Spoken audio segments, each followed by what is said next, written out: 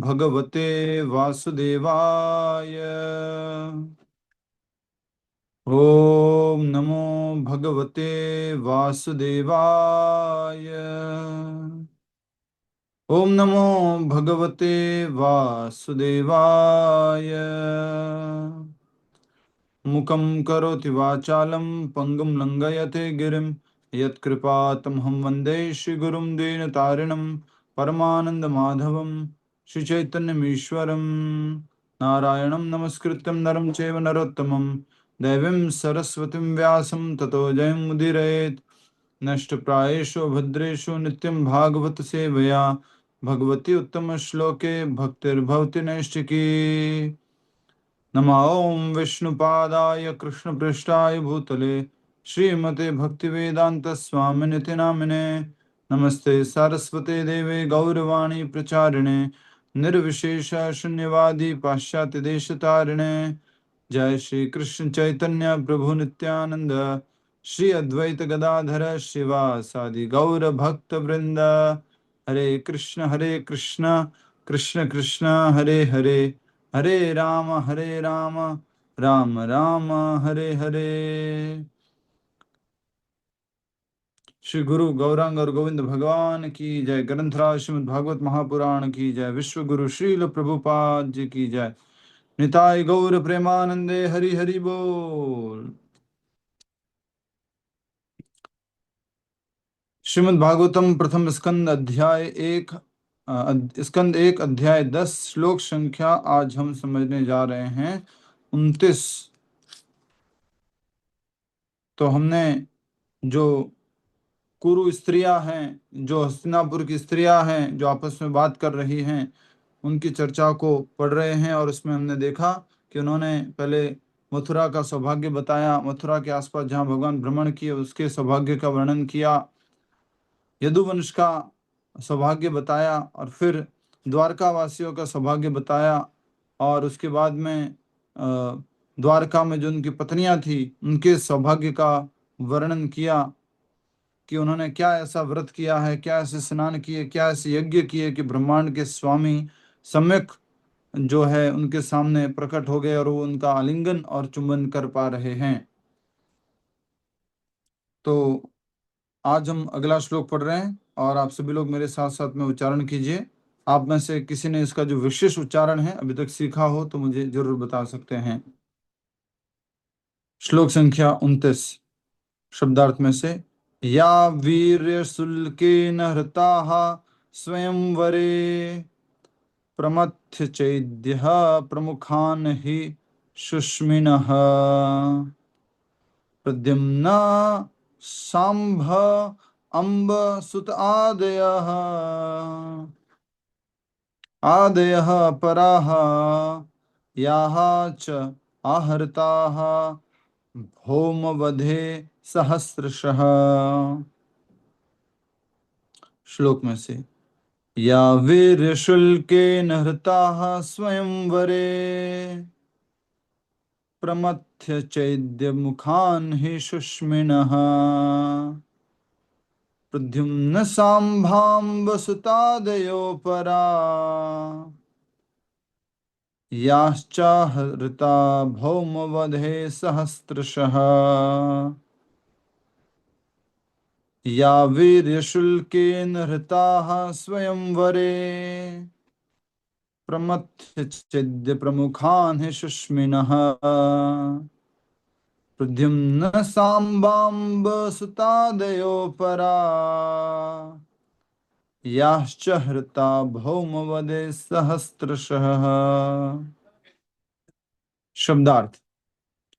या स्त्री वीर्य पराक्रम शुल्केन मूल्य चुकता करने से ऋता बलपूर्वक ले जाई गई स्वयंवरे स्वयंवर में प्रमथ्य मान मर्दन करके चैद्य राजा शिशुपाल चेदी राजा शिशुपाल प्रमुखान इत्यादि ही नित्य ही निश्चय ही सुष्मिनः सभी अत्यंत शक्तिशाली प्रद्युम्न प्रद्युम्न भगवान श्री कृष्ण का पुत्र सांब सांब अम्ब अम्ब सुत आदयः संताने अपराः अन्य स्त्रियां, या जो च भी आहर्ता इसी प्रकार ले जाई गई।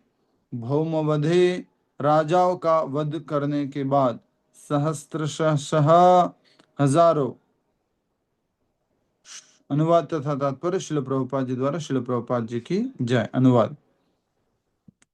इन पत्नियों से संतानें हैं, प्रद्युम्न, सांब, अंब इत्यादि।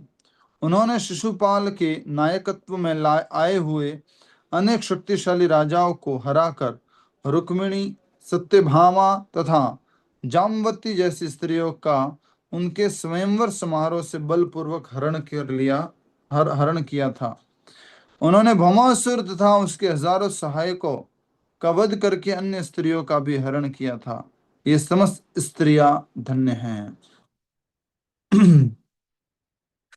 तो यहाँ पर साधारणतया एक बात हमें प्रकट हो रही है कि अगर कोई कार्य गलत होता है तो उस कार्य को हर कोई व्यक्ति क्या कहता है, गलत कार्य हुआ।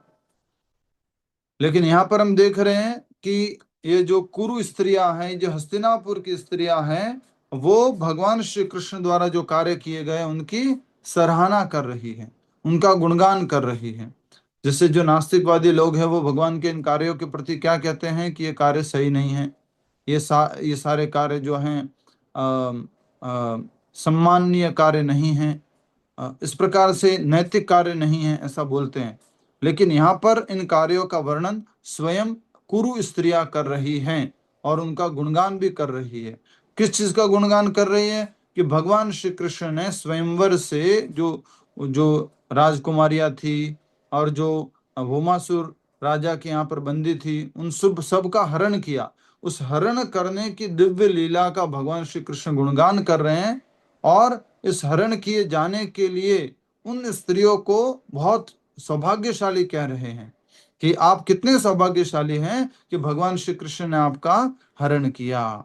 तो भगवान कृष्ण अगर प्रेम से अपने पास रख लें, हरण करके अपने पास रख लें, क्रोध करके अपने पास रख लें, किसी भी प्रकार से हमें अपने पास रख लें, वो हमारा सौभाग्य है। समझ में आया आप सबको? हमारे को लग सकता है कि ये तो नकारात्मक रूप से पास में रखा, लेकिन वो जीव का कल्याण है, नकारात्मक रूप से सकारात्मक रूप से हमारी दृष्टि से। क्योंकि भक्तिविनोद ठाकुर महाराज कहते हैं, ए भालो ए मंद सबई मनोधर्म। ये अच्छा है या बुरा है, ये अच्छा है ये बुरा है, वो बुरा है ये अच्छा है, ये सब क्या है? सब मनोधर्म है, सब मन की उपज है।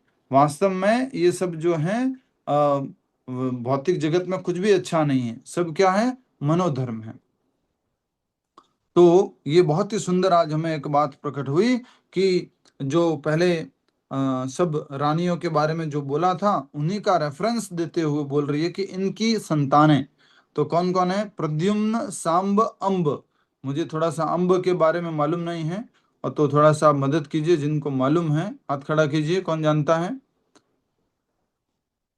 ये नगन जी के पुत्र थे वो। ठीक है। प्रद्युम्न किनके बेटे हैं? रुक्मणी जी के। सांब किसके बेटे हैं? मामा जी के। जाम्बवती। सांब जो है जामवंती के बेटे हैं, और अंब नग्नजित्ति के हैं, जैसा प्रभु जी बोल रहे हैं, कृष्ण कुमार प्रभु जी, ऐसा है? देख के बताइए, अगर कंफर्म कर लेते तो अच्छा रहेगा। ठीक है। सांब तो सत्यभामा के बेटे थे, शायद जानमती के नहीं है। माता जी सर्च कर रहे हैं, एक बार देख लेते हैं, कंफर्म कर लेते हैं। हाँ जी, धन्यवाद। प्रद्युम्न, सांब, अंब इत्यादि, उन्होंने शिशुपाल के नायकत्व में आए हुए अनेक शक्तिशाली राजाओं को हराकर सत्यभामा तथा जामवंती जैसी स्त्रियों का उनके स्वयंवर समारोह से रुक्मणी, सत्यभामा तथा जामवंती, उनके स्वयंवर समारोह से बलपूर्वक हरण किया था। उन्होंने भौमासुर तथा उसके हजारों सहायकों का वध करके अन्य स्त्रियों का भी हरण किया था। ये समस्त स्त्रियां धन्य हैं। भौमासुर के यहाँ पर कितनी राजकुमारियां बंदी थी? M.R. भाटी जी, कितनी स्त्रियां? 16,000 16,100। 16,100 16,100 16,100 जी। इंग्लिश में, ठीक है। 16,100 राजकुमारियां बंदी थी। कहां पर? इस भौमासुर, इस नरकासुर।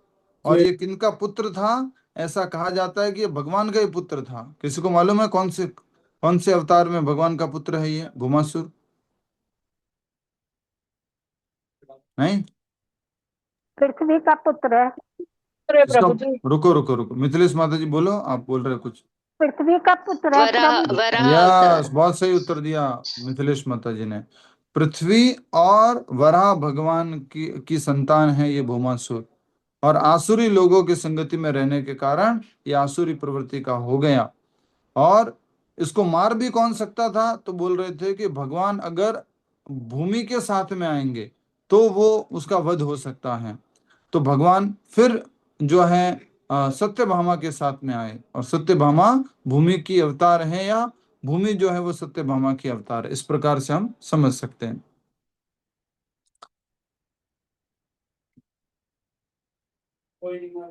ठीक है, तो वापस अनुवाद एक बार। इन पत्नियों से संतानें हैं। किसको मिला? प्रद्युम्न किसके बेटे हैं? जिसने ढूंढा हो तो बता दो।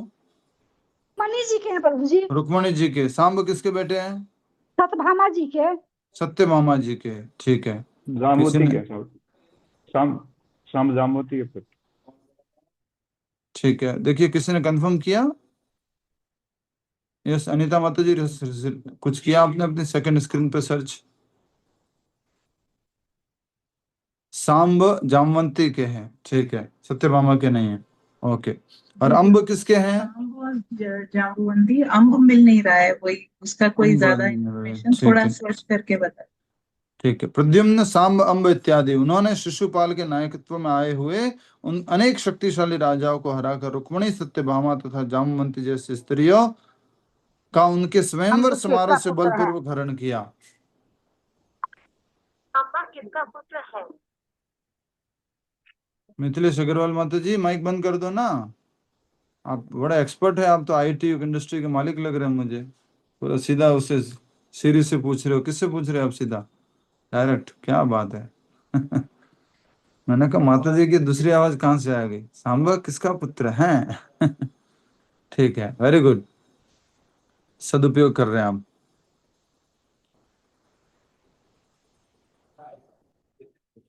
अब यहाँ पर एक जो बात आई है कि स्वयंवर समारोह से बलपूर्वक हरण किया, तो ऐसा नहीं है कि सारे के सारे सबका ही स्वयंवर समारोह से हरण किया है, लेकिन एक का हरण किया है, तो उस भाव में भगवान ने इस तरह से लिख दिया है। विशेष करके बलपूर्वक हरण करने की बात आई है तो ये रुक्मिणी जी की बात है। ठीक है, उन्होंने भौमासुर तथा उसके हजारों सहायकों का वध करके अन्य स्त्रियों का भी हरण किया था। ये समस्त स्त्रियां धन्य हैं। कहां पर लिखा है ये समस्त स्त्रियां धन्य हैं? संस्कृत में बताइए, श्लोक में कहां लिखा है ये अन्य समस्त स्त्रियां जो कुछ भी हैं ये सब धन्य हैं?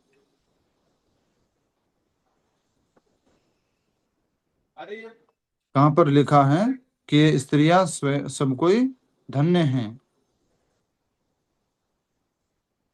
अपरा, अपरा प्रभु जी। अपरा का मतलब तो अन्य स्त्रियां लिखा है, धन्य हैं। यस, कहां पर है? प्रद्युम्न, सांब, अंब सुतादय अपरायाः च आहृताः भौमवधे, राजाओं का वध करने के बाद। सुष्मीन है ना प्रभु? नहीं, वो नहीं है, सॉरी। सुष्मीन वो नहीं है, वो तो शक्तिशाली के लिए। अन्य अत्यंत शक्तिशाली। हरे कृष्ण प्रभु जी, अम्ब भी जामवती का ही बता रहे हैं। अंब भी जामवती का बता रहे हैं, ठीक है। और ये सौभाग्य का धन्य है ये स्त्रियां, उनके बारे में ये शब्द कहाँ लिखा है संस्कृत में?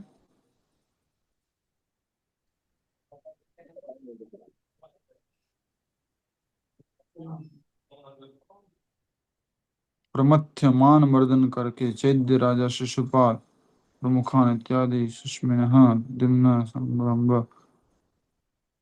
आहृताल। नहीं है प्रभु। ठीक है, तो नहीं ये है प्रभु जी कहेंगे। जी, तो ये भाव भरा अनुवाद है प्रभुपाद जी के द्वारा, क्योंकि डायरेक्टली नहीं लिखा हुआ, तो प्रभुपाद जी इस भाव में समझा रहे इसको कि ये सब जो स्त्रियां हैं जिनका हरण किया गया, ये समस्त स्त्रियां धन्य हैं। तात्पर्य श्रील प्रभुपाद जी द्वारा, श्रील प्रभुपाद जी की जय। शक्तिशाली राजाओं की अत्यधिक सुयोग्य कन्याओं को खुली स्पर्धा में अपना पति चुनने की अनुमति दी जाती थी और ऐसे समारोह स्वयंवर कहलाते थे। चूंकि स्वयंवर में प्रतियोगी वीर राजकुमारों के बीच खुली स्पर्धा होती थी, अतएव उन्हें राजकुमारी के पिता आमंत्रित करते थे और बहुधा आमंत्रित राजकुमारों में खेल खेल में नियमित युद्ध हुआ करता था। लेकिन कभी कभी ऐसे विवाह द्वंद्वों में योद्धा राजकुमारों की मृत्यु हो जाती थी। विवाह द्वंद्वों में कई बार राजकुमारों की मृत्यु हो जाती थी और विजयी राजकुमार को वह राजकुमारी प्रदान की जाती थी, जिससे कई राजकुमारों ने जीवन बलिदान दे चुके हो। जिसके लिए कई राजकुमारों ने के जीवन बलिदान हो चुके होते थे। भगवान श्री कृष्ण की पटरानी रुक्मिणी विदर्भ के राजा की कन्या थी और रुक्मिणी जी के पिताजी का नाम क्या था? भीष्मक। भीष्मक। Very good. भगवान श्री कृष्ण की पटरानी रुक्मिणी विदर्भ के राजा की कन्या थी, जिसकी इच्छा थी कि उसकी सुयोग्य तथा सुंदर कन्या भगवान श्री कृष्ण को दी जाए। राजा की इच्छा क्या थी कि भगवान श्री कृष्ण से उनका विवाह हो, लेकिन रुक्मिणी का सबसे बड़ा भाई चाहता था कि वह राजा शिशुपाल को दी जाए, जो भगवान श्री कृष्ण का फुफेरा भाई था। तो ये छेदी राजा जो है रुक्मिणी ये क्या नाम है, शिशुपाल, उनसे शादी कराया जाए, ये रुक्मिणी जी का भाई चाहता था। और रुक्मिणी जी के भाई का नाम क्या था? रुक्मी। वेरी गुड, हरि बोल। फलतः खुली स्पर्धा हुई और सदा की तरह श्री भगवान अपने अद्वितीय पराक्रम से शिशुपाल तथा अन्य राजाओं का मान मर्दन करके विजयी हुए। पहले तो भगवान ने क्या किया, वहां से उनको हरण कर लिया। मंदिर में पूजा करने के लिए गए थे रुक्मिणी जी, वहां से हरण कर लिया। बाद में राजा लोग आक्रमण करने के लिए आए थे, युद्ध करने आए थे, तो वहां भगवान ने सबको हराया था।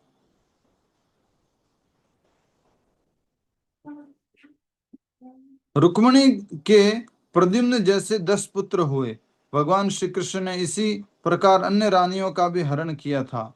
10वें स्कंद में भगवान श्री कृष्ण द्वारा इस प्रकार के अनुपम हरण का विशद वर्णन मिलेगा।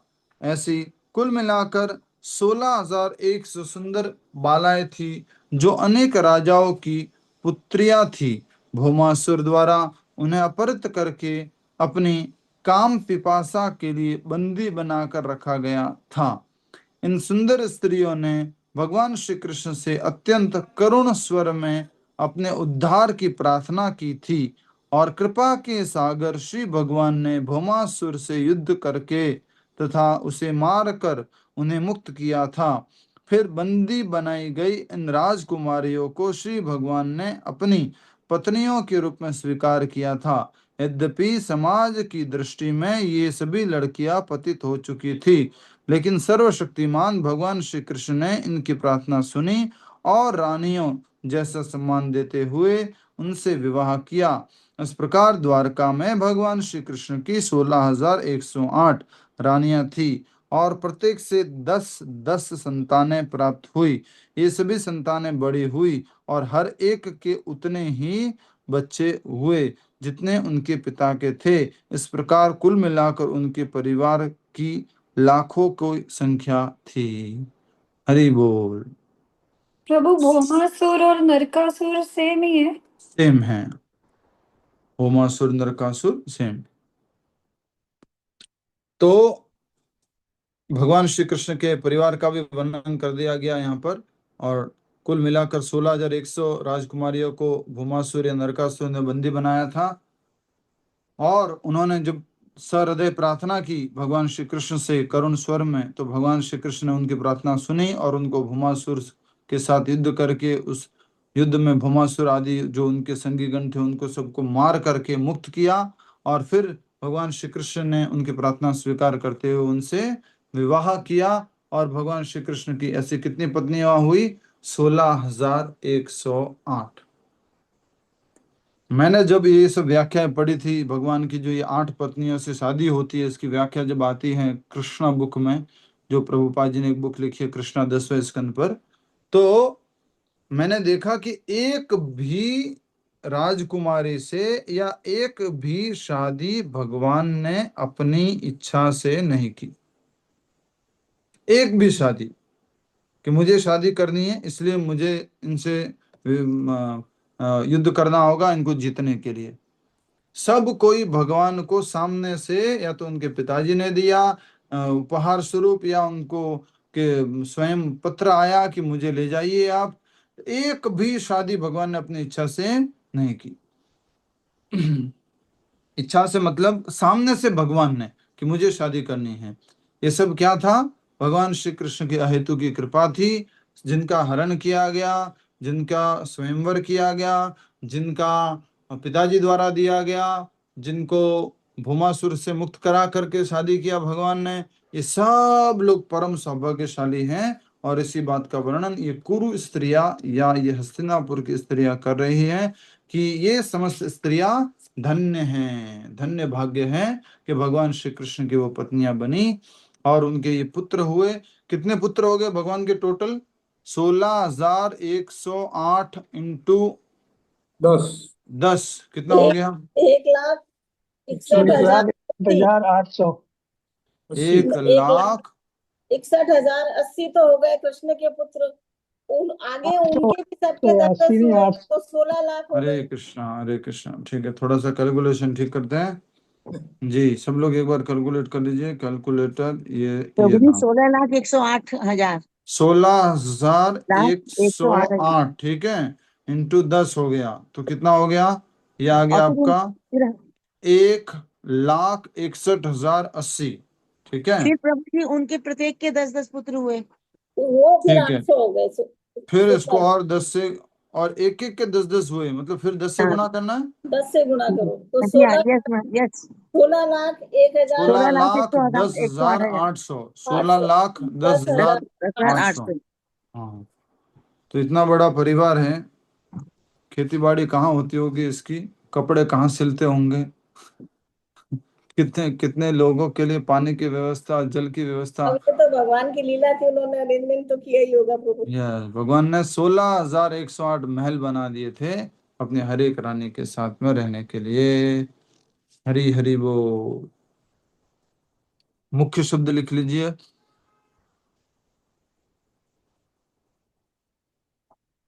या वीर शुल्के नरता स्वयंवरे।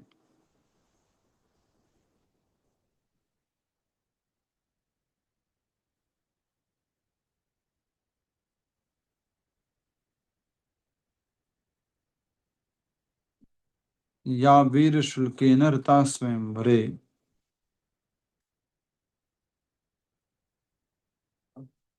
श्लोक संख्या 30।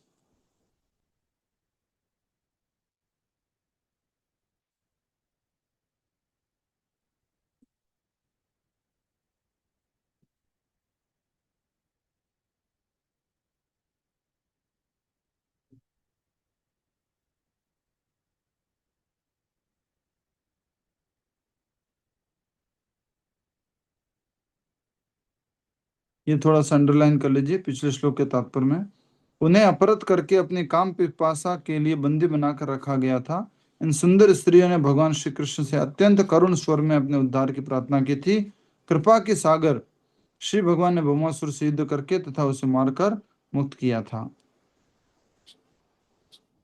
ठीक है, श्लोक संख्या 30 शब्दार्थ में से।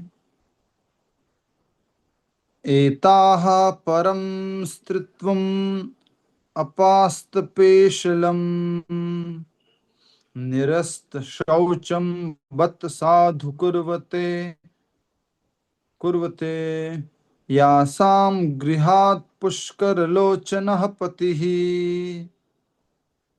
न जातु अपैति आर्तिभिः हृदि स्पर्शनम्। श्लोक में से। एताः परम स्त्रित्वं पास्तपैशलम् निरस्त शौचम बत साधु कुर्वते यासाम गृहात् पुष्कर लोचनः पतिर् न जात्वपैत्यार्तिभिर्दि स्पर्शन पति र इधर आ जाएगा थर्ड लाइन में, ठीक है। वापस से एक बार उच्चारण। एताः परम स्त्रीत्वं पास्तपैशलम निरस्त शौचम बत साधु कुर्वते यासां गृहात् पुष्कर लोचनः पतिर् न जात्वपैत्यार्तिभिर्दि स्पर्शन। शब्दार्थ। एताः ये सब स्त्रियां परम सर्वोच्च स्त्रीत्व अपास्तपैशलम बिना व्यक्तित्व के, निरस्त विहीन, शौचम शुद्धि, बत साधु धन्य हैं, कुर्वते करते हैं, यासाम जिनके, गृहात घर से, पुष्कर लोचनः कमल नेत्रों वाले, पति ही पति, न जातु कभी भी नहीं, अपैति जाते हैं, आहर्ति भी भेंट द्वारा, हृदय में, स्पर्शनम प्रिय, स्पर्शन प्रिय। अनुवाद तथा तात्पर्य श्रील प्रभुपाद जी द्वारा। श्रील प्रभुपाद जी की जय। अनुवाद। इन सभी स्त्रियों ने व्यक्तित्व तथा शुद्धि से विहीन होते हुए भी अपने जीवन को धन्य किया। उनके पति कमल नयन श्री भगवान ने उन्हें घर में कभी अकेले नहीं छोड़ा। वे उन्हें बहुमूल्य भेंट प्रदान करके उनके हृदयों को प्रसन्न बनाते रहे। हरि बोल। तो बहुत ही सुंदर चर्चा है।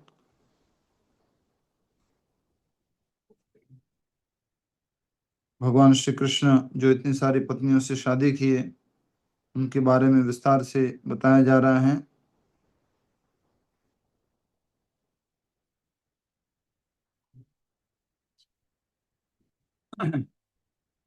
कि इन सभी स्त्रियों ने व्यक्तित्व तथा शुद्धि से विहीन होते हुए भी अपने जीवन को धन्य किया। उनके पति कमल नयन श्री भगवान ने उन्हें घर में कभी अकेले नहीं छोड़ा।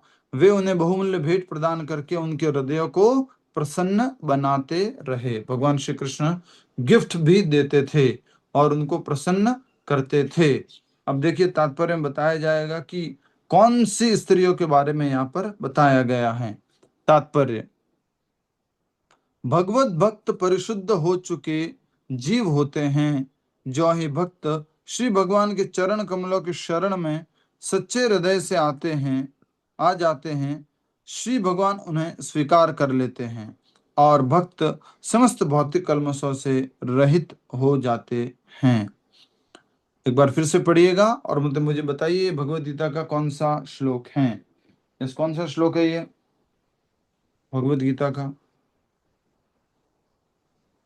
बताइए कौन सा श्लोक है भगवत गीता? सर्वधर्मान परित्यज्य। सर्वधर्मान परित्यज्य।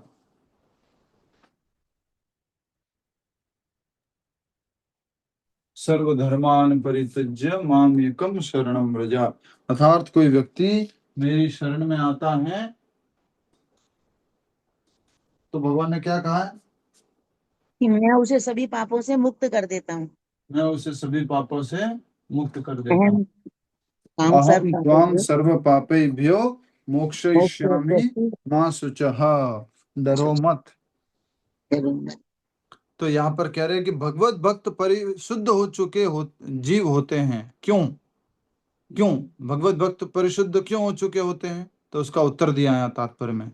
जो ही भक्त श्री भगवान के चरण कमलों की शरण में सच्चे हृदय से आ जाते हैं, श्री भगवान उन्हें स्वीकार कर लेते हैं और भक्त समस्त भौतिक कल्मशों से रहित हो जाते हैं। इसलिए वो क्या हो जाते हैं? शुद्ध हो चुके होते हैं। ठीक है, समझ में आ गया? नेक्स्ट। ऐसे भक्त प्रकृति के तीनों गुणों से ऊपर हो जाते हैं। भक्त के लिए कोई शारीरिक अयोग्यता नहीं होती। जिस प्रकार गंगा जल में गंदे नाले का जल मिल जाने पर उसमें कोई गुणात्मक अंतर नहीं रह जाता। गंगा जल में अगर कुछ गंदा नाला मिल गया है तो उसके गुणों में कोई अंतर नहीं रह जाता। अभी अभी हम आ रहे थे जब 4 धाम यात्रा से, तो इस तरह की ये चर्चा हुई थी शुद्धि के बारे में, परिशुद्धि के बारे में। तो थोड़ा सा उस समय अच्छा उदाहरण हम दे पाए थे, समझ पाए थे कि जैसे कि गंगा मैया है, यमुना मैया है, बाहर से जो है वो दूषित हो गया, जल जैसे दूषित हो गया है, लेकिन जो उसका आध्यात्मिक गुण है वो कभी दूषित नहीं होता है, वो हमेशा आध्यात्मिक बना रहता है। तो उसके लिए हमने एक और उदाहरण लिया था, जैसे कि दवाई की कैप्सूल होती है, तो उस कैप्सूल के बाहर जो है क्या हो गया, गंदगी लग गई लेकिन उस कैप्सूल के अंदर जो दवाई जो भरी हुई है वो दवाई जो है वो ठीक है और वो हमारे ऊपर असर करेगी। उसी प्रकार से बाह्य दृष्टि से देखा जाए तो गंगा जल है, यमुना जल है, वो अपवित्र हो चुका है, देखने से लग रहा है काला काला हो गया, गंदा हो गया, नाले का पानी आ रहा है, लेकिन उसका आध्यात्मिक जो दिव्य सटल गुण जो है वो बना रहता है। समझ में आया आप सबको? सीता सुंदरी माता जी को समझ में आ रहा है? अच्छा ठीक है। ऐसे भक्त प्रकृति के तीनों गुणों से ऊपर होते हैं। कौन? जो भगवान को शरणागत हो जाते हैं, और शरणागत होने से क्या हो जाते हैं, सारे भौतिक कल्मशों से मुक्त हो गए, तो तीनों गुणों से भी वो ऊपर हो गए, मुक्त हो गए। भक्त के लिए कोई शारीरिक अयोग्यता नहीं होती। शारीरिक अयोग्यता मतलब समझ गए? दिखता ठीक नहीं है, बोलने में ठीक नहीं है, पढ़ा लिखा नहीं है, कम पढ़ा लिखा है। प्रभुपाद जी आज के प्रवचन में भी सुबह कह रहे थे कि ऐसा नहीं है कि जिसने MA BA B.Ed कर रखा है वो अच्छा भक्त बन जाएगा, और जिसने जो MA BA B.Ed ये आदि नहीं कर रखा है, कम पढ़ाई कर रखी है, वो अच्छा भक्त नहीं बन पाएगा। ये प्रभुपाद जी की वाणी है। आज का प्रवचन था सुबह, तो उसमें प्रभुपाद जी कह रहे हैं। तो ये हमें समझना होगा, भक्ति के लिए न तो ज्ञान है न ही कर्म है। हाँ? ज्ञान कर्माद्य अनावृतम, ज्ञान और कर्म के प्रभाव से भक्ति पूर्ण रूप से मुक्त है। भले कोई व्यक्ति भौतिक रूप से शिक्षित हो या अशिक्षित हो, भगवान का शुद्ध भक्त बन सकता है। जैसे कि हमारे एक गौड़ीय वैष्णव आचार्य हुए हैं, जिनको इतना कुछ भी ज्ञान नहीं था, लेकिन उनके शिष्य बहुत बड़े ज्ञानी हुए हैं। क्या नाम है उनका? जगन्नाथ दास बाबा जी पढ़े लिखे नहीं थे। ठीक है, और बताइए। गौर किशोर दास बाबा जी। गौर किशोर दास बाबा जी महाराज, भक्ति गौर सिद्धांत किशोर दास सरस्वती बाबा जी ठाकुर। महाराज, गौर किशोर दास बाबा जी महाराज जो हैं वो पढ़े लिखे नहीं थे, लेकिन उनके शिष्य हुए हैं भक्ति सिद्धांत सरस्वती ठाकुर महाराज। वो बहुत ज्यादा शिक्षित थे। उनको वैदिक एनसाइक्लोपीडिया कहा जाता था, चलता फिरता एनसाइक्लोपीडिया, भक्ति सिद्धांत सरस्वती महाराज को। उनको एस्ट्रोलॉजी वगैरह इन सब का भी ज्ञान था भक्ति सिद्धांत सरस्वती महाराज को। पर उन्होंने किसको गुरु स्वीकार किया? एक अनपढ़ को। ठीक है, तो भक्ति के लिए भौतिक योग्यता नहीं होती है।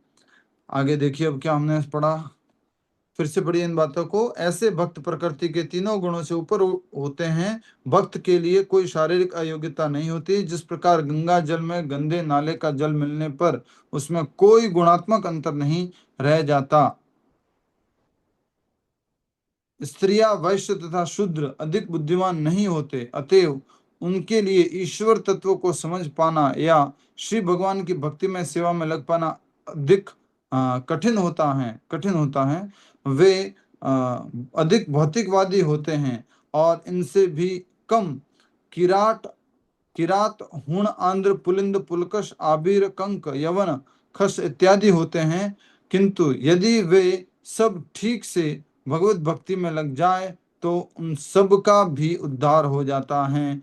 श्री भगवान की सेवा में लगने पर उपाधियों की अपात्रता हट जाती है और वे शुद्ध आत्माओं के रूप में भगवत धाम में प्रवेश करने के अधिकारी बन जाते हैं। हरि बोल।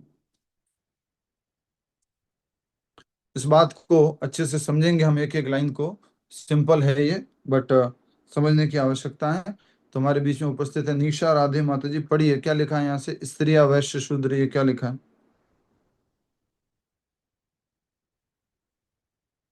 पढ़िए निशा राधे माता जी। हरे कृष्णा प्रभु जी। हरे कृष्णा।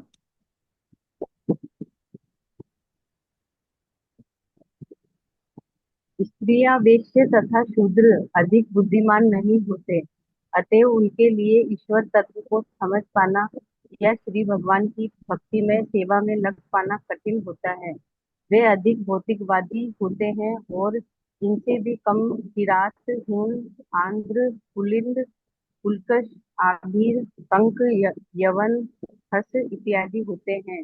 किंतु यदि वे सब ठीक से भगवत भक्ति में लग जाए तो उन सबका भी उद्धार हो सकता है। श्री भगवान की सेवा में लगने पर उपाधियों की अपात्रता हट जाती है और वे शुद्ध आत्माओं के रूप में भगवत धाम में प्रवेश करने के अधिकारी बन जाते हैं।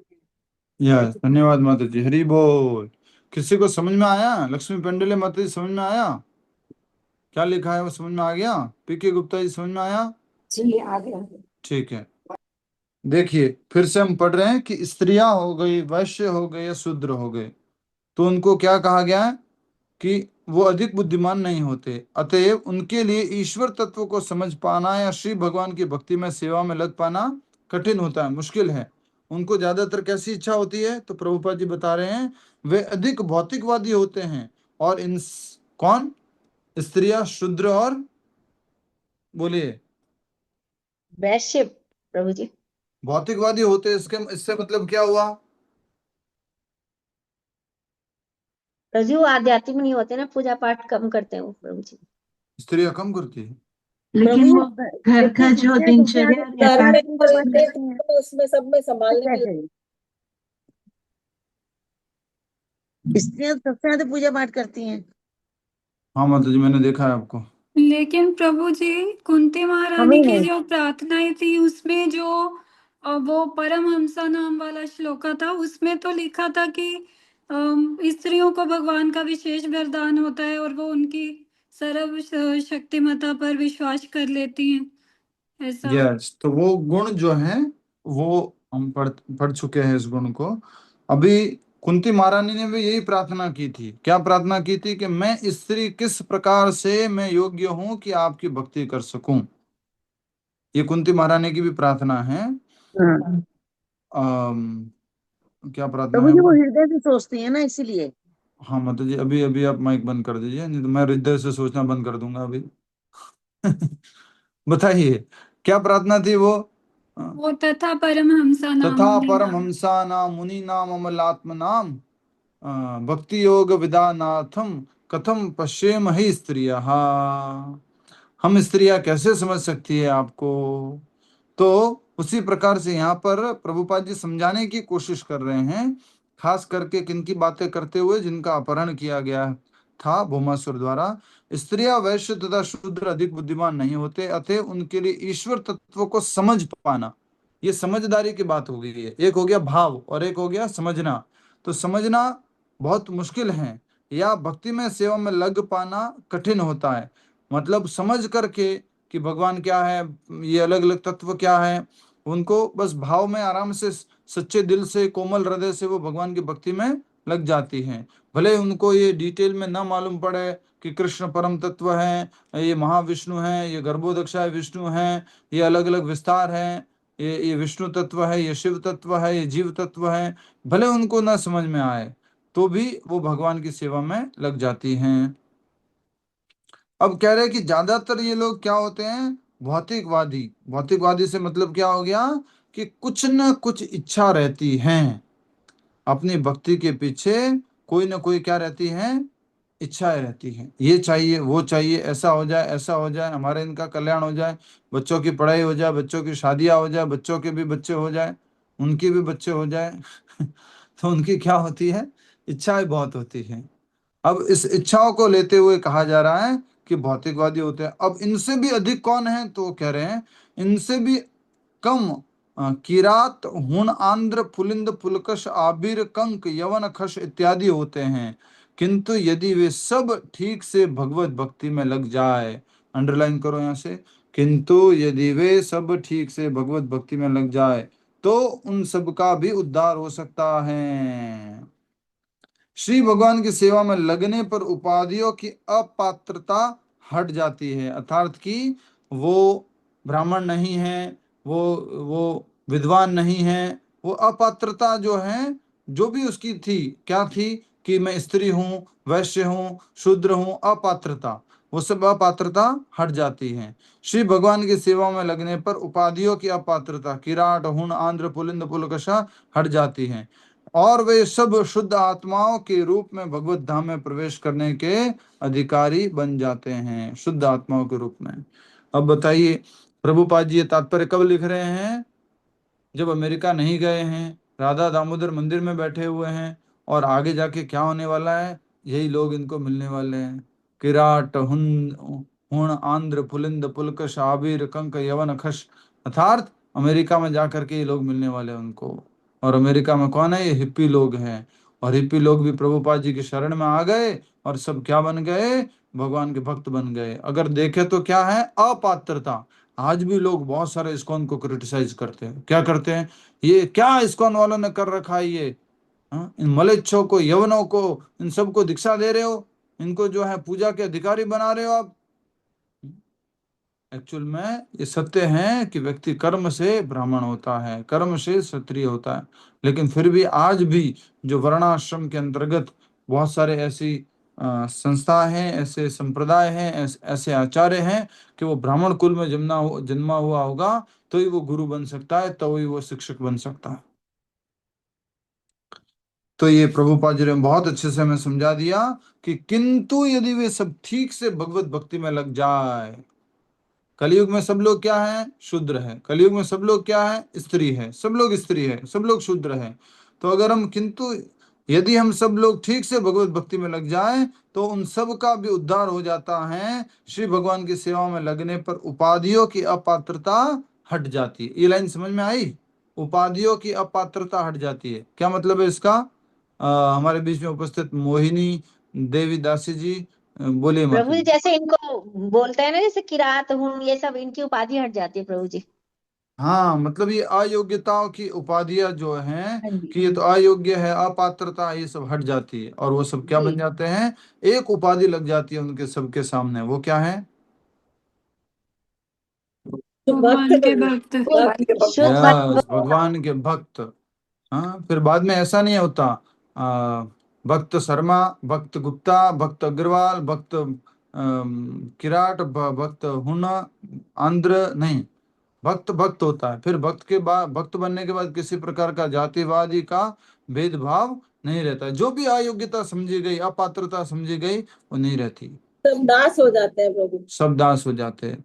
और जो लोग, मान लीजिए जिस भी जाति में, अब अयोग्य जाति में उन्होंने जन्म लिया, उनको भी क्या करना है?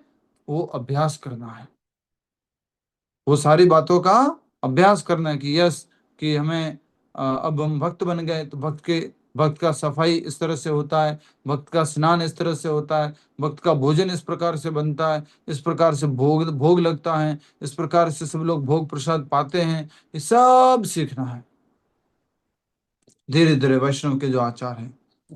आगे बढ़ते हैं हम। हरिदास ठाकुर का उदाहरण है ना, मुसलमान थे लेकिन भक्त बन गए। हरिदास ठाकुर मुसलमान थे, भक्त बन गए, और ये सारे क्रिश्चियन थे, भक्त बन गए, आचार्य बन गए, इस्कॉन में बड़े बड़े पोजीशन पे आ गए। आगे, होमासुर के चंगुल में फंसी बालाओं ने अपने उद्धार के लिए निष्ठा पूर्वक भगवान श्री कृष्ण की प्रार्थना की और अपनी इस भक्ति और निष्ठा से वे तुरंत शुद्ध बन गई। अतएव श्री भगवान ने इन्हें पत्नी रूप में स्वीकार किया और उनके जीवन धन्य हो गए। उनका मान तब और भी बढ़ गया जब श्री भगवान ने उनके अत्यंत समर्पित पति के रूप में भूमिका निभाई। हरि हरि बोल।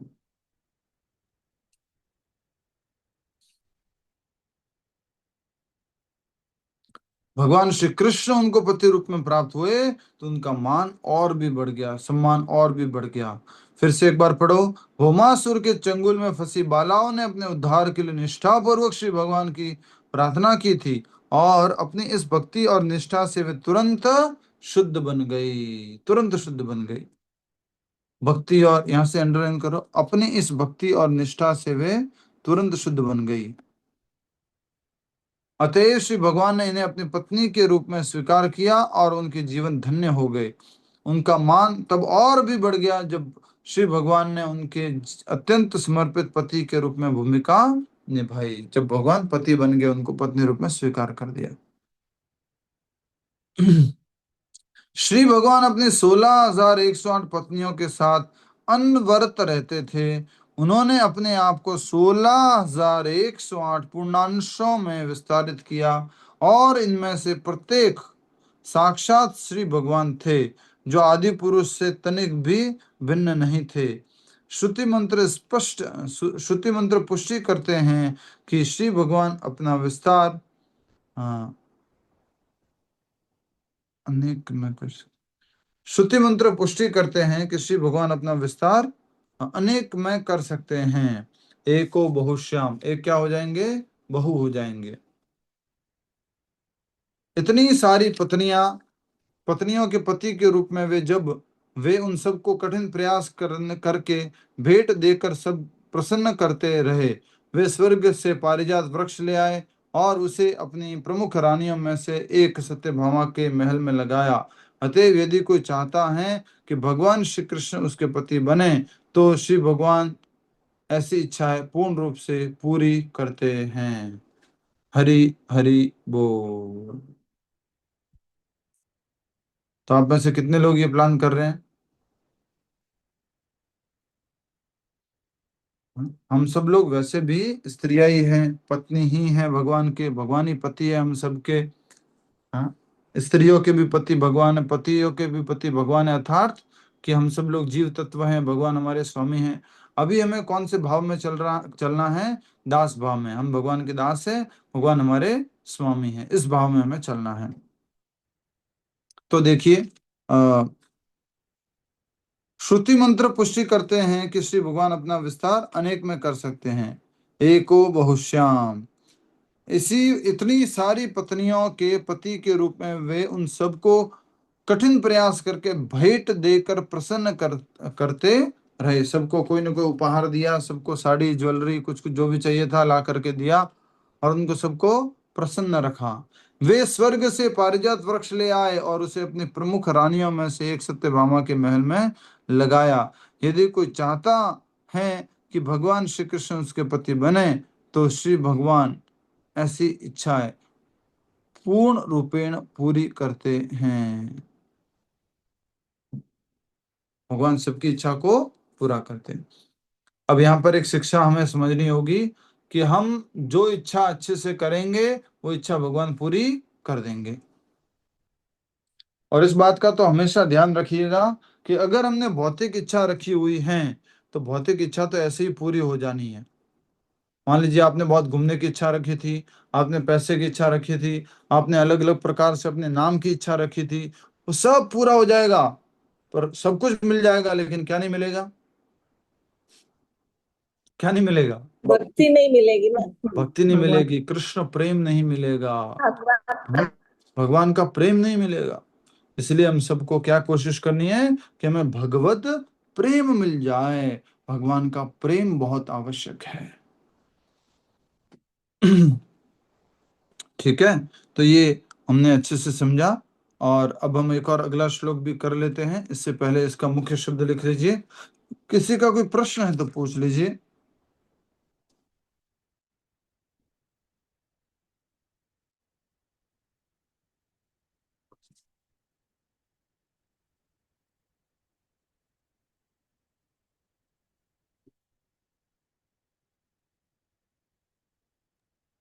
हरे कृष्णा प्रभु जी। हम्म प्रभु जी, जो भूमि पुत्र हैं, पृथ्वी के पुत्र हैं, तो वरा रूप में ये जो भूमि को भगवान ने कैसे छुआया?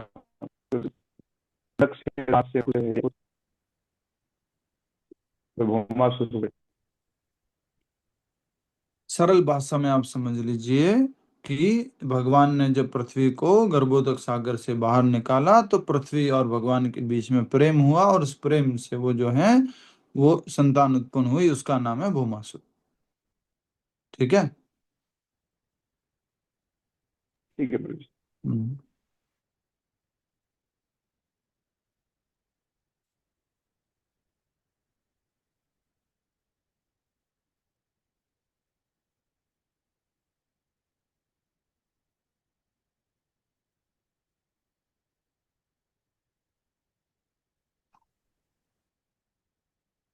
यासाम गृहात पुष्कर लोचनः, यासाम गृहात पुष्कर लोचनः, जिनके घर में पुष्कर लोचन कमल नेत्र वाले पति हैं, वो है भगवान श्री कृष्ण। यासाम गृहात पुष्कर लोचनः पति।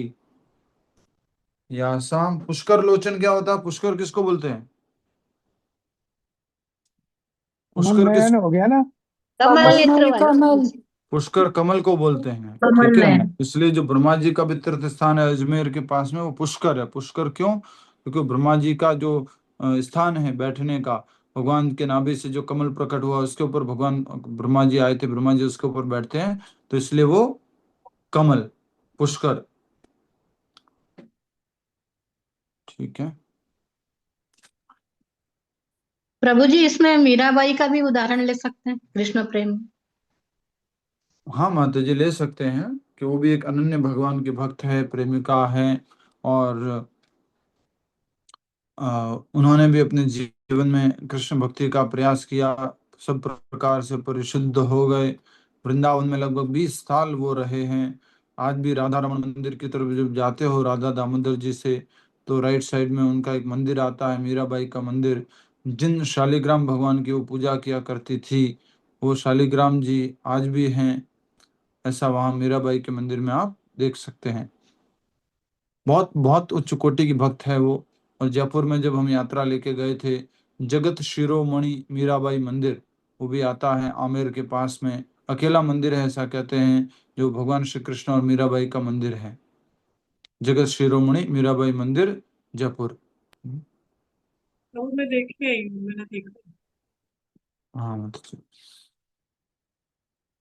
ठीक है। जी, मेड़ता में है मीराबाई का मंदिर। वो मीराबाई का मंदिर है, पर विशेष राधा कृष्ण की जगह मीरा कृष्ण का मंदिर जो है वो इधर आपके इधर हो गया।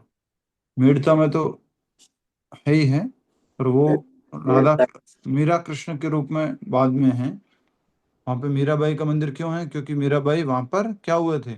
वहाँ पैदा हुई थी। हाँ, मेड़ता मेड़ता में में पैदा हुई थी। और वहां से फिर वो शादी करके उदयपुर गए। कहाँ गए थे वो? मेवाड़, चित्तौड़ गए थे प्रभु। चित्तौड़। हाँ, वहीं से भक्ति प्रारंभ हुई थी प्रभु जी। यस, ये अंडरलाइन कर दीजिए पैराग्राफ की लास्ट लाइन। अतएव यदि कोई चाहता है कि भगवान श्री कृष्ण उसके पति बने, तो श्री भगवान ऐसी इच्छा पूर्ण रूपेण पूरी करते हैं। तो हम सब लोग भी इच्छा ऐसी कर सकते हैं। यस, भगवान हमारे पति बने, भगवान हमारे स्वामी बने। क्या ये कोई इच्छा गलत है? क्या कोई ये इच्छा गलत है?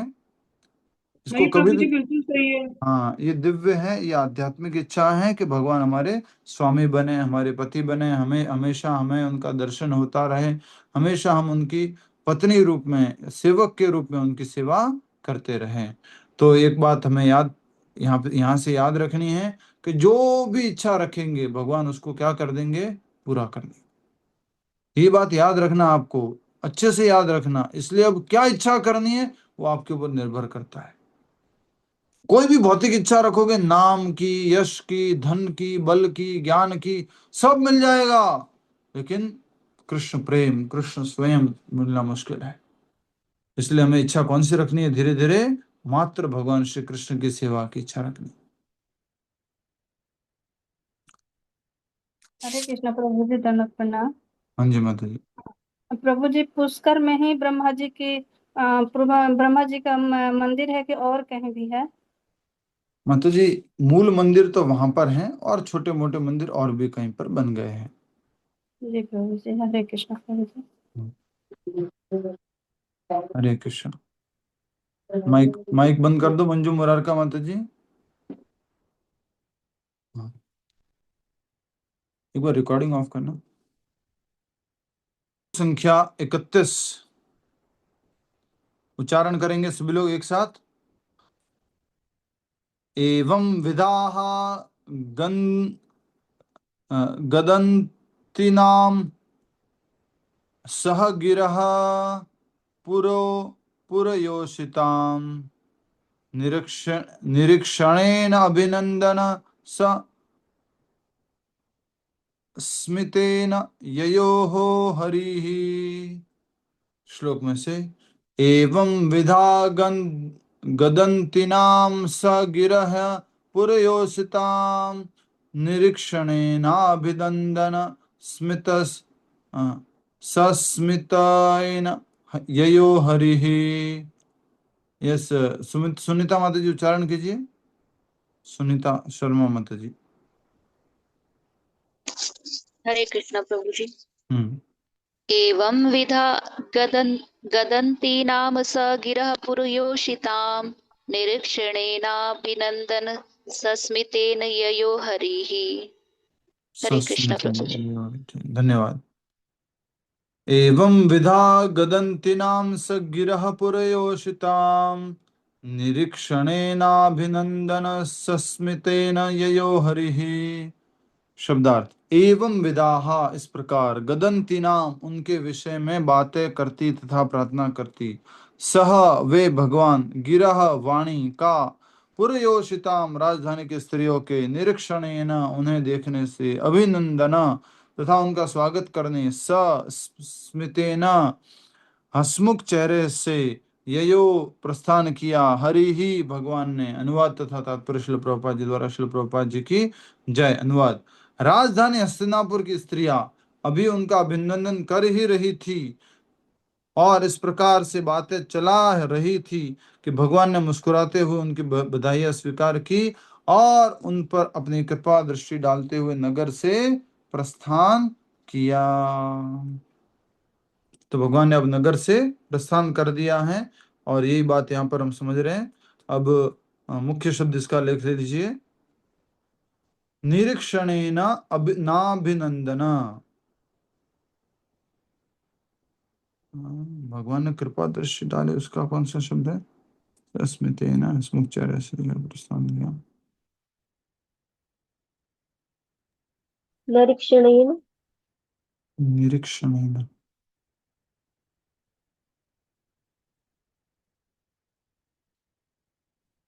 निरीक्षणेन भगवान श्री कृष्ण के लिए उपयोग हुआ है कि स्त्रियों के लिए उपयोग हुआ है?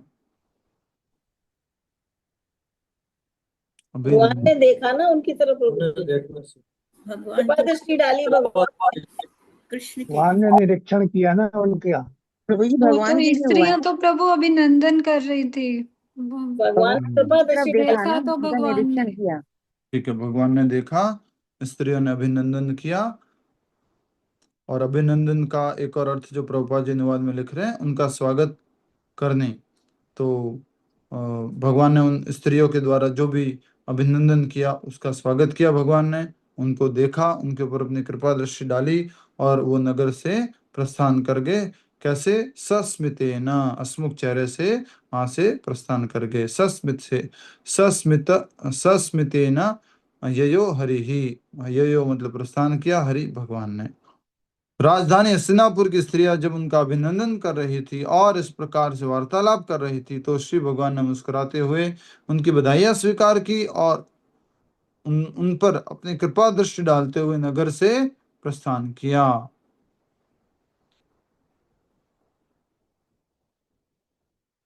ये भावार्थ हैं जो प्रभुपाद जी प्रकट कर रहे हैं। धन्यवाद।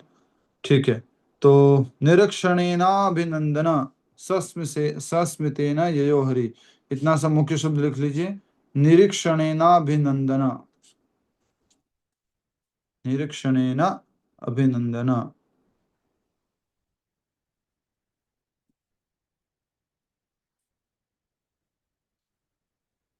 श्लोक संख्या 32 सीधा श्लोक में से उच्चारण कर रहे हैं। अजात शत्रु प्रतनाम गोपिथाय मधुद्विषः परेभ्यः संकितः स्नेहात् प्रायुक्त चतुरंगिणीम्। अजात शत्रु प्रतनाम गोपिताय मधुद्विषः परेभ्यः शंकित स्नेहात् प्रायुंक्त चतुरंगिणीम। शब्दार्थ, अजात शत्रु हो, जिसका कोई शत्रु न था, महाराज युधिष्ठिर प्रतनाम सुरक्षा सेनाएं गोपिताय रक्षा करने हेतु मधुद्विषा मधु के शत्रु भगवान श्री कृष्ण का परेभ्य अन्य अन्य शत्रुओं से शंकित भयभीत स्नेहात स्नेहवश प्रायुक्त नियोजित की चतुः अंगिणीम चतुरंगिणी सेना।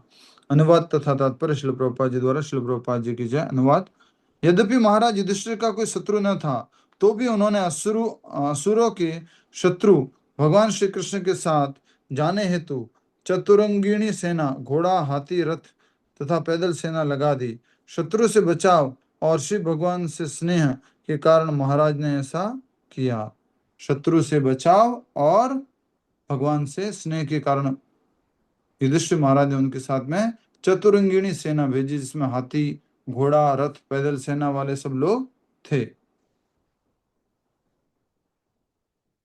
और भगवान श्री कृष्ण क्या है?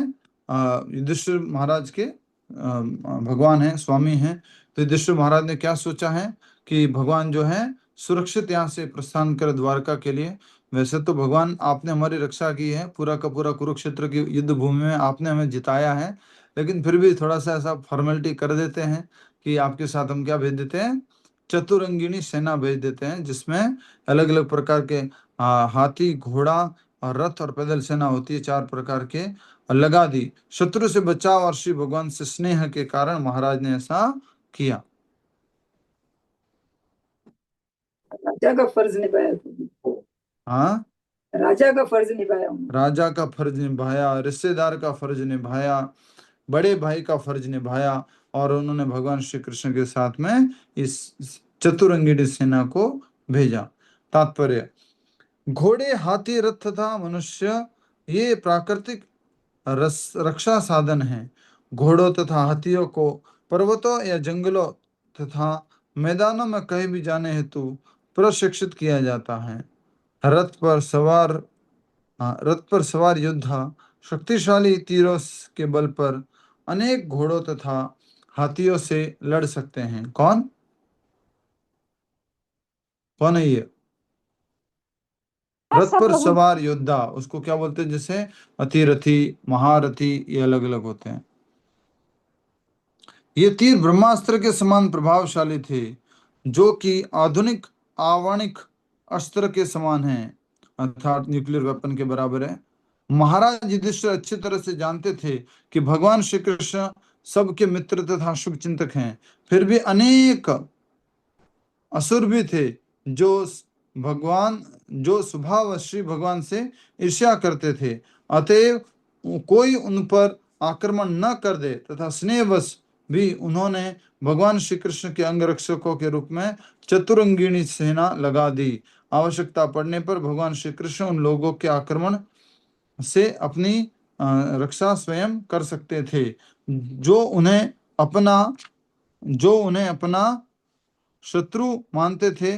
फिर भी उन्होंने महाराज युधिष्ठिर द्वारा किया गया यह प्रबंध स्वीकार किया, क्योंकि वे अपने बड़े भाई तथा राजा की आज्ञा का उल्लंघन नहीं कर सकते थे। श्री भगवान ने अपनी दिव्य लीला में आश्रित का व्यवहार करते और इस प्रकार कभी कभी अपनी तथाकथित असहाय बाल्यावस्था में यशोदा माता की देखरेख स्वीकार करते हैं। यह दिव्य लीला है। श्री भगवान तथा उनके भक्त के बीच जितना भी दिव्य आनंद प्रदान होता है, वह मूलतः दिव्य आनंद प्राप्त करने हेतु होता है, जिनकी तुलना ब्रह्मानंद भी फीका पड़ जाता है।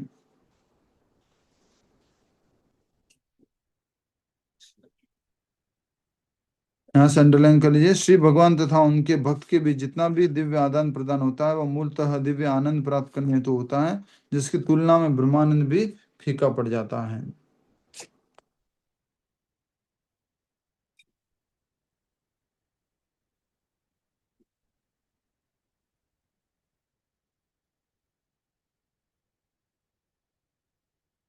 ठीक है, कुछ समझ में नहीं आया तो पूछिए। ये तो सिंपल था कि भगवान श्री कृष्ण के साथ में चतुरंगिणी सेना भेजी है, और भगवान ने इस प्रबंध को स्वीकार किया है क्योंकि वे अपने बड़े भाई तथा राजा की आज्ञा का उल्लंघन नहीं कर सकते। तो उन्होंने वो चतुरंगिणी सेना स्वीकार की भगवान श्री कृष्ण ने, और जो कि उनको आगे रास्ते में मदद करेगी, सहायता करेगी। कभी कभी वो बाल्यावस्था में यशोदा माता की देखरेख को स्वीकार करते, यह भी उनकी दिव्य लीला है। उनको किसी की देखरेख की आवश्यकता, बोलिए, नहीं है, लेकिन फिर भी वो कभी कभी स्वीकार करते हैं। भगवान तथा उनके भक्त के बीच जितना भी दिव्य आदान प्रदान होता है वो मूल तरह दिव्य आनंद प्रदान प्राप्त करने हेतु होता है। जैसे यशोदा मैया, भगवान श्री कृष्ण, गोपिया, भगवान श्री कृष्ण, गोप बालक, भगवान श्री कृष्ण, ये सब दिव्य आनंद को प्राप्त करने हेतु होता है, जिनकी तुलना ब्रह्मानंद भी फीका पड़ जाता है। हरि हरि बोल। ठीक है, मुख्य शब्द लिख लीजिए। स्नेहात प्रायुक्त चतुरंगिणीम, स्नेह से प्रयुक्त की उन्होंने चतुरंगिणी, ये सेना, चतुरंगिनी सेना भगवान श्री कृष्ण के साथ में स्नेहवश उन्होंने लगा दी। भगवान हस्तिनापुर जा रहे हैं तो इस प्रकार से, भगवान हस्तिनापुर से जा रहे हैं द्वारका, तो उनकी सहायता के लिए, उनके सहयोग के लिए ऐसी सेना लगा दी गई।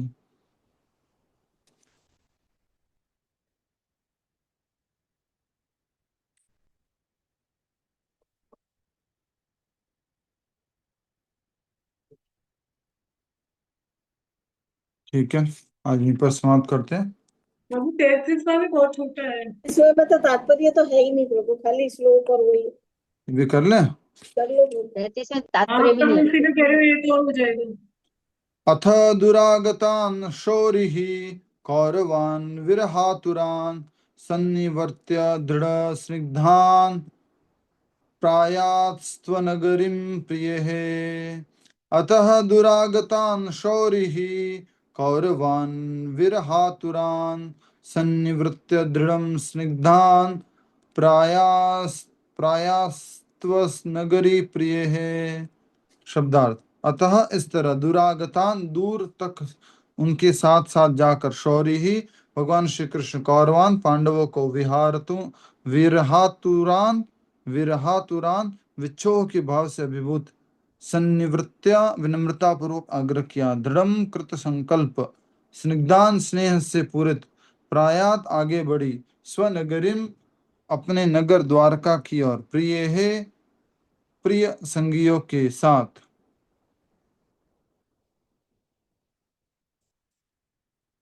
अनुवाद तथा तात्पर्य श्रील प्रभुपाद जी द्वारा। श्रील प्रभुपाद जी की जय। अनुवाद। भगवान श्री कृष्ण के प्रति प्रगाढ़ स्नेहवश कुरुवंशी पांडव उन्हें विदा करने हेतु उनके साथ काफी दूर तक गए। वे इच्छों के विचार से व्यग्र थे, किंतु श्री भगवान ने उनसे घर लौट जाने का आग्रह किया और स्वयं अपने प्रिय संगियों के साथ द्वारका की ओर रवाना हुए।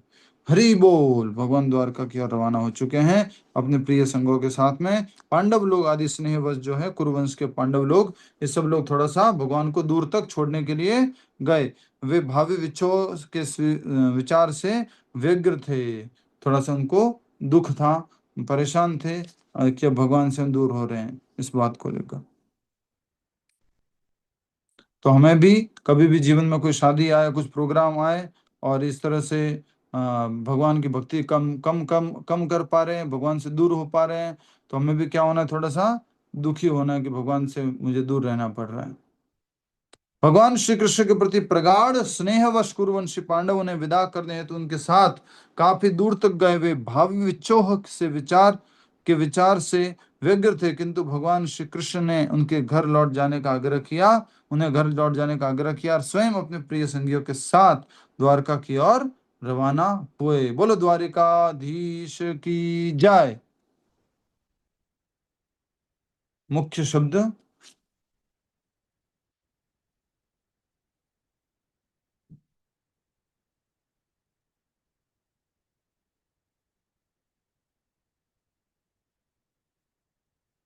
शौरी कौरवान विरहातुरान।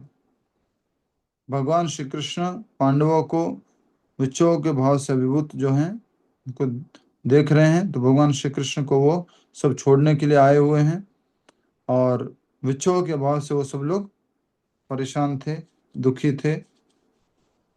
शौरी कौरवान विरहातुरान।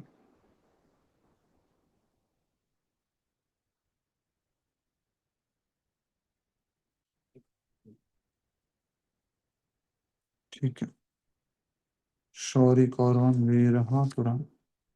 आइए अब हम सब लोग मिलकर के नाम जप करते हैं भगवान श्री कृष्ण के विरह में, कि भगवान अब द्वारका चले गए हैं, तो अब हमारा क्या होगा और हम लोग कैसे उनके बिना रह पाएंगे।